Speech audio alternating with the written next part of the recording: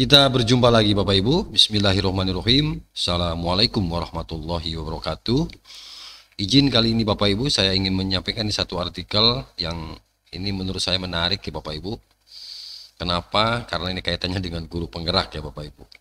Judul kita kali ini adalah kualitas kepemimpinan guru penggerak.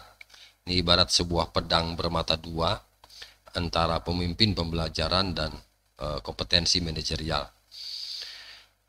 Bukan tidak ada alasan karena ini relevansinya terhadap lahirnya Permendikdasmen nomor 7 ya Bapak Ibu tahun 2025 tentang penugasan guru menjadi kepala sekolah ya Bapak Ibu.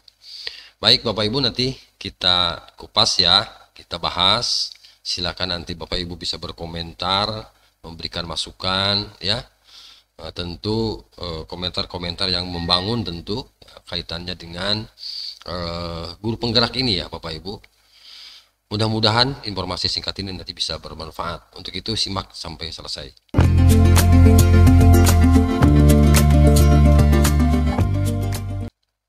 Kita lanjutkan ya Bapak Ibu.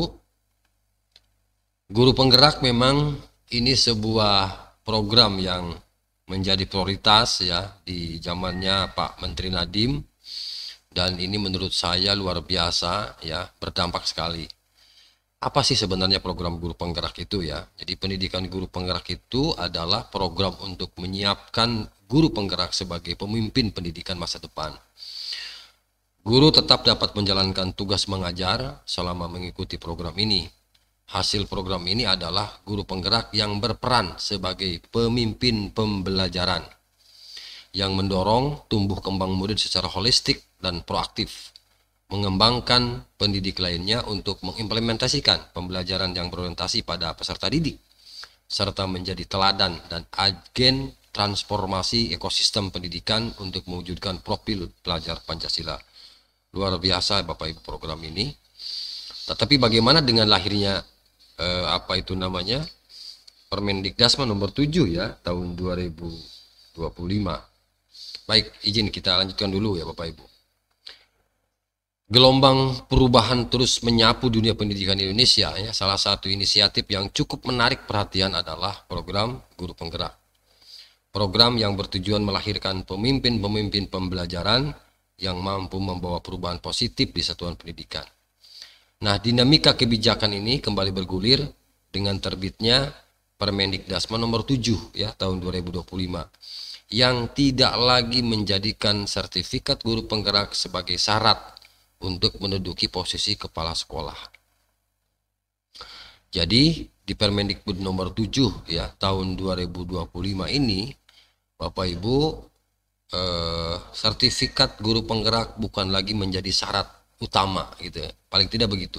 Bukan menjadi syarat utama untuk menjadi kepala sekolah. Jadi ada syarat-syarat lain yang memang harus ditempuh. Begitu ya Bapak Ibu.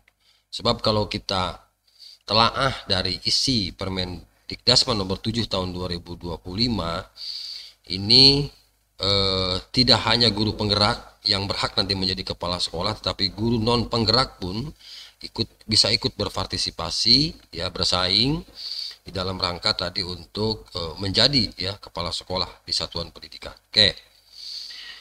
Terus lalu bagaimana kita menimbang kualitas ya kepemimpinan guru penggerak dan implikasi dari regulasi terbaru ini? Nah, tidak dapat dipungkiri Bapak, kehadiran guru penggerak membawa potensi angin segar ya bagi dunia pendidikan. Latar belakang pelatihan mereka juga menekankan pada paradigma pembelajaran yang berpusat pada murid, memberikan praktek pembelajaran yang lebih menarik, relevan, dan inovatif. Itu Bapak Ibu. Nah, kemampuan mereka dalam pengembangan komunitas belajar di sekolah juga menjadi aset berharga untuk meningkatkan profesionalisme guru secara kolektif gitu ya.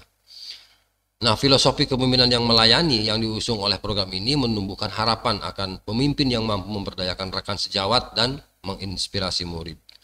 Nah, pemahaman mendalam tentang konsep pendidikan Ki Hajar Dewantara membekali mereka dengan perspektif yang luas dalam melihat kebutuhan peserta didik. Terlebih lagi, proses seleksi dan pelatihan yang ketat cenderung menghasilkan individu dengan adaptabilitas dan resiliensi yang tinggi, kualitas yang sangat dibutuhkan ya dalam menghadapi kompleksitas dunia pendidikan. Jadi rasanya tidak salah begitu Bapak Ibu kalau kita telaah bagaimana program-program di di guru penggerak ini sangat relevan begitu ya dengan profil pelajar Pancasilanya yang menekankan kepada karakter ya peserta didik. Ini juga sangat sangat memungkinkan ya seorang guru penggerak bisa menjadi selain agen pembelajaran juga calon pemimpin di masa depan, kan begitu ya untuk guru penggerak gitu ya Bapak Ibu. Nah, namun idealisme tidak selalu berbanding lurus ya dengan realitas di lapangan. Ya, tentu ya ada positif negatifnya ya Bapak Ibu. Kualitas kepemimpinan tentu bervariasi antar individu dan tidak semua lulusan guru penggerak akan memiliki dampak yang sama di sekolah. Nah, ini barangkali yang menjadi sebuah alasan mengapa lahirnya Permendikbud nomor 7 ya tahun 2025 gitu Bapak Ibu. Nah, implementasi gagasan-gagasan inovatif mereka juga dapat terhambat oleh berbagai faktor, mulai dari kurangnya dukungan hingga keterbatasan sumber daya dan budaya sekolah yang kurang terbuka. Pada akhirnya kita perlu menghindari ekspektasi yang terlalu tinggi terhadap guru penggerak, mengingat perubahan memerlukan waktu dan kolaborasi dari seluruh ekosistem pendidikan. Jadi Bapak Ibu, terbitnya Permendikdasmen nomor 7 tahun 2025 yang tidak lagi menjadikan sertifikat guru penggerak sebagai tiket menjadi kepala sekolah, tentu akan memunculkan berbagai interpretasi. Di sisi lain, regulasi ini dapat dilihat sebagai upaya untuk lebih memfokuskan pada kompetensi manajerial dan kepemimpinan sekolah yang dianggap krusial. Nah, jadi kalau kita teliti dan telaah begitu Bapak Ibu kehadiran Permendikbud nomor 7 tahun 2025 dengan program guru penggerak, jadi memang ada dua sisi ya menurut saya Bapak Ibu. Guru penggerak lebih cenderung menyiapkan bagaimana seorang guru mampu menjadi pemimpin pembelajaran ya, belajar berfokus pada siswa yang tentunya endingnya adalah menghasilkan siswa-siswa yang lebih memiliki kompetensi, lebih berkarakter begitu, kemudian mumpuni di dalam mempelajari materi-materi pelajaran, dan disitulah guru penggerak hadir. Nah, ketika menjadi seorang pemimpin maka lebih cenderung kepada kompetensi manajerialnya yang perlu kita tingkatkan. Kalau di Permendikdasmen nomor 7 tahun 2025 ini lebih cenderung kepada bagaimana seorang guru mampu memiliki kompetensi manajerial dan kepemimpinan sekolah. Nah, alangkah bijaknya apabila kedua-duanya kita padukan, ya, kedua-duanya kita kita gandengkan agar sisi kiri dan kanannya ini seimbang. Ya, baik dari sisi pembelajarannya oke, kemudian juga dari sisi kepemimpinan sekolahnya juga oke, gitu ya. Nah, jadi pemerintah mungkin berpandangan bahwa sertifikat guru penggerak meskipun berharga belum tentu mencakup keseluruhan kompetensi yang dibutuhkan seorang kepala sekolah. Nah, itu ya, itu mungkin dari sisi Permendikdasmen nomor 7-nya ya tahun 2025. Nah, sehingga regulasi ini muncul dalam rangka apa? Untuk menciptakan standarisasi yang lebih komprehensif bagi calon kepala sekolah, ya. Tidak hanya melihat kemampuan pedagogis, ya, akademik begitu, tapi bagaimana mengelola sumber daya, administrasi, pengembangan sekolah dan hubungan masyarakat. Ini yang lebih ditekankan, itu Bapak Ibu. Nah, jika kriteria pengganti sertifikat guru penggerak melibatkan penilaian yang lebih subjektif terhadap pengalaman manajerial, hal ini perlu ada pelatihan khusus pengembangan manajerial untuk guru penggerak. Nah, itu artinya mungkin ada pelatihan tambahan ya, yang namanya mungkin pendidikan kepemimpinan sekolah ya. Nah, ini kedua-duanya kita gandengkan. Tetapi menurut hemat saya Bapak Ibu, bagi teman-teman yang sudah memiliki sertifikat guru penggerak, paling tidak ini menjadi tiket tambahan gitu, atau syarat tambahan yang mungkin lebih diutamakan ya gitu, untuk menghargai mereka-mereka yang memang sudah sudah belajar banyak sehingga menghasilkan sertifikat guru penggerak.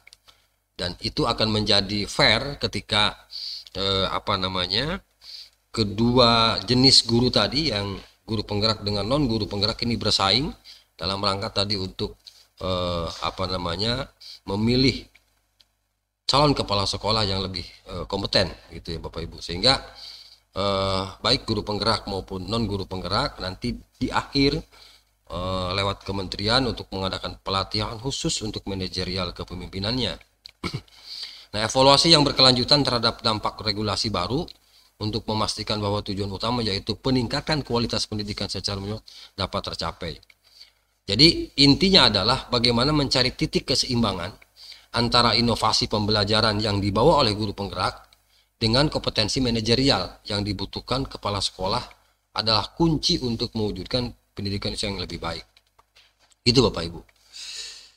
Nah, itu mungkin ya kajian kita ya terkait dengan bagaimana kehadiran guru penggerak, teman-teman yang sudah memiliki sertifikat guru penggerak terhadap implementasi atau implikasi dari pemanfaatan atau realisasi dari Permendikdasmen nomor 7 ya tahun 2025.